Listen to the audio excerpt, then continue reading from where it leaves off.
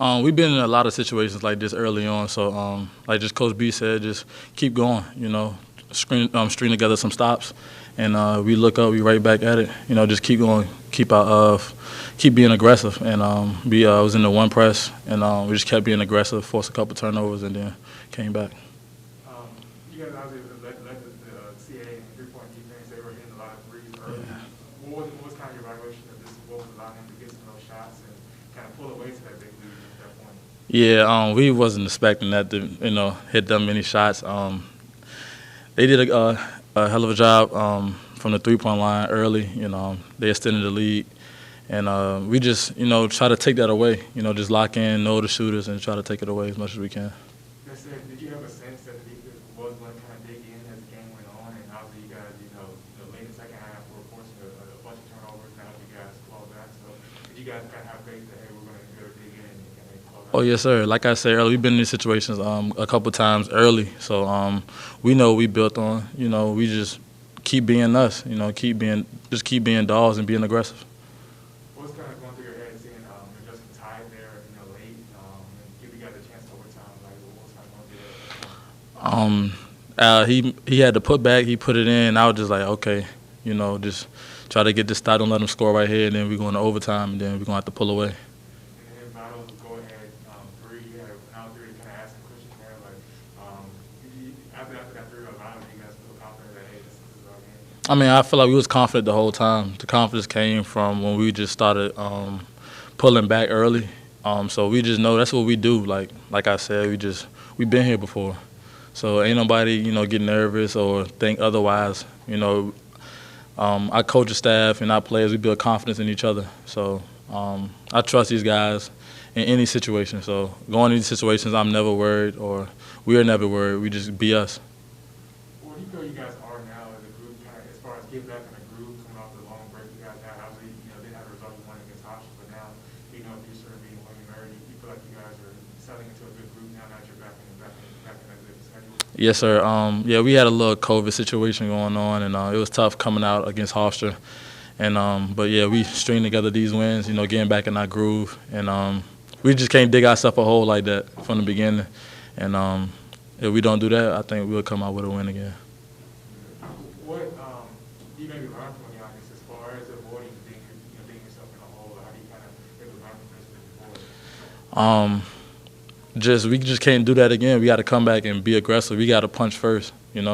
Every time we come out and punch first, we have a good outcome. So we just can't let them be we can't let them be more aggressive than us coming out. So yeah. Anything else? Will you just be able to come back from that 23-point deficit in the first half? I don't think I've ever been in a situation like we had today. We was down 25 points.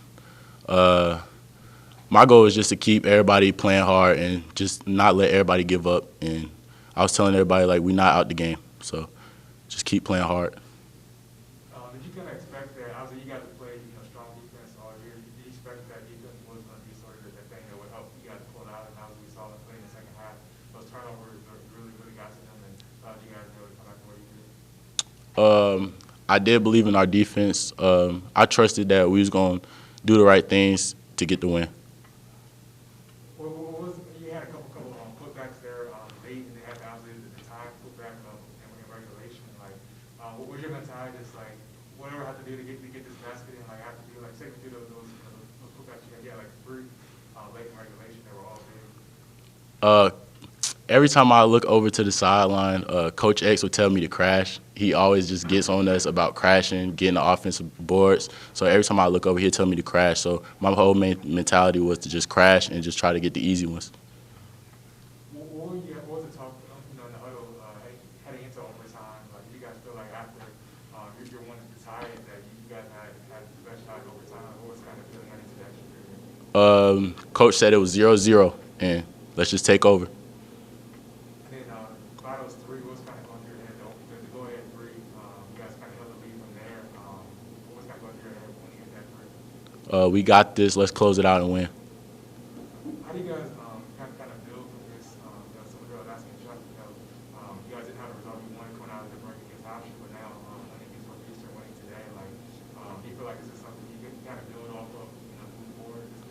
Yeah, I just think we gotta come out every game, play hard. Don't just come out every game, play hard, basically. Because today we didn't come out and play hard.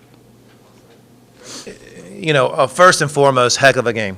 And, give William and Mary a lot of credit in a lot of different areas. First off, they're not the same team they were a month ago. And you watch them on tape and you watch how they played these first 3 conference games. They got a great group of freshmen. Uri Covington was ridiculous how good he was today. And give them a lot of credit. A heck of a game. We got off to a poor start. We just weren't ourselves. Part of it was, how well they played. And so give them credit on how well they played. And then give my guys credit just for just never giving in. We were down 23, fought back from that and got it to 7, and then we were down 16 again. And a lot of guys, a lot of teams kind of folded at that point. But these guys never did. And they played all the way to the end and showed a lot of resiliencies and toughness. And, just proud of just kind of their fortitude of just keep on going. Just keep going, and keep playing and see what's going to happen. So game could win either way. And a heck of a game. And some fortunate team had to lose. But I've been part of these on both sides of it, truthfully. And so these feel good on this side. And I feel bad for Women Mary as well as they play not being able to get the win. You guys work yourselves. What were you seeing as far as, when we were hitting those threes early, starting 6 and 6 from deep? You guys have defended the group well. What were you seeing in their ability to exploit that? Yeah, they put us on their heels. And, they had some guys, scouting report was, maybe it wasn't a great three-point shooter, inconsistent shooter. And they came out, and I believe they made either 7 of their first 8 or 7 in a row. And, that, put us back. And, they're scoring points, and we're pressing on the offensive end. Their defense was good, turning us over. And that's how the game goes from we're starting, I thought we're ready to play. The next thing you know, we're down 23. And we had to dig out of the hole from there. How big was to call late in the first half? You had 7 in the string, like a 10-1 run late. You guys out there were able to cut it to 10 at the half. How big was that as far as you guys kind of getting back in the groove and stopping that run there? Yeah, I thought Talk had different segments of the game where he was very good. And, he, turned it over early and then had to settle back into the game and be himself. And he's made big plays for us. And, it's unfortunate he fouled out. But give the guys credit that came in for his place. Terrence Edwards, played 4 minutes the first half and, was really good in the second half and overtime. And, Vado made a huge shot. Chuck's been making big shots all year. And, Justin Amadi's tip to put us into overtime was a high-level, high-difficult tip. To be able to make that play wasn't easy. Would it have been a 10-point game at halftime? Obviously, like I said, they pushed it back to 16 in the second half. But at that point, where you feel like, hey, it's a game again, like we're back in this, if we play the way I expect, then we should be okay in the second half. Yeah, you never want to be down 10 at halftime, but when you're looking at it, and you were just down 23 a little bit ago. You do feel some positive momentum. And our locker room was good at halftime. Our guys felt like we could get it going. We were going to try to turn them over and speed the pace up. And we were able to do that. And then I thought we won the first 4, 6, 8 minutes of the second half. Got the thing down to 7, and maybe even closer than that. And then give them credit. They pushed it back out to 16 again. And so, that was a gut punch for us to be able to sit there and take that and then be able to get back off the ground and be able to try to fight back again. Justin mentioned that, staff, you guys tell them to make sure you're just crashing the boards. And before that, the late one, the tie at the end of regulation, you had a couple other putbacks a little bit earlier, too, that were big as well. Just how big was he in those late minutes of the first or the second half to give you guys a chance to go overtime?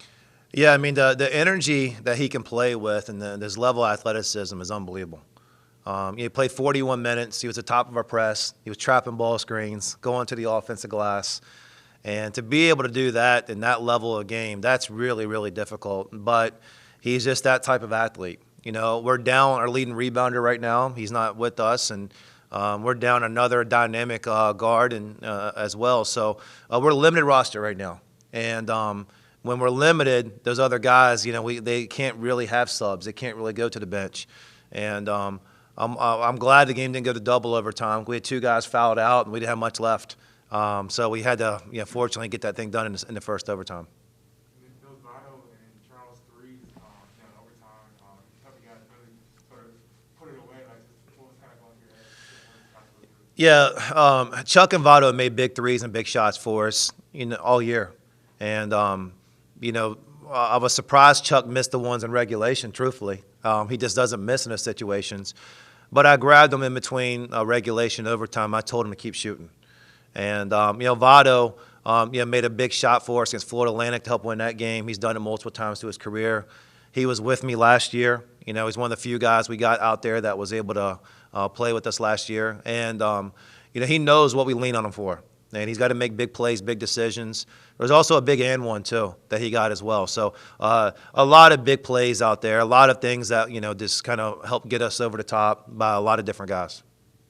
Charles was talking about, this group is confident regardless, but like you mentioned, a lot of teams maybe would have voted being down 23. Like, what does it do for this group, like, not giving up in a situation like this and winning in this manner moving forward? Well, it just shows the type of players they are and type of people they are, that they're resilient and they don't give in. This is kind of how they're built. Good quality in life, not only in basketball, that they were able to go through there. And, win or lose, we're in January right now. I want us to learn. And we got to learn and keep getting better. We obviously made a lot of mistakes and a lot of plays that we can do better today. And we did a lot of great things, too. So, we got to keep it moving forward. We got a lot of games coming up. Tough stretch, and they're going to come one after another. So we got to see where this team can go. And unfortunately, we're not going to be in the CAA tournament this year, but making memories like today and doing certain things is still special for the guys. Yeah, so that's about that. What do you kind of preach to the guys that you don't really have that maybe sort of cherry at the end of playing a tournament, but like still trying to get the most out of this last run through CAA play? Like, what's the message for your group throughout to kind of keep them hungry throughout? Well, it's two things. Even if we were in the CAA tournament, we wouldn't be talking about it right now. And, we talk about improvement and trying to be as good as we can be. And so that message stays consistent right now, just as it was last year and just as it was next year. And it's going to be some heartbroken kids when at the very end of it. But right now, we're just playing games. We're trying to get better. We're trying to make memories, like one today. And we know that's at the end of us. But, right now we're not focused on that, and we wouldn't be anyway. So we're just trying to go out and play as good as we can and see how good we can get. All right, thanks, man.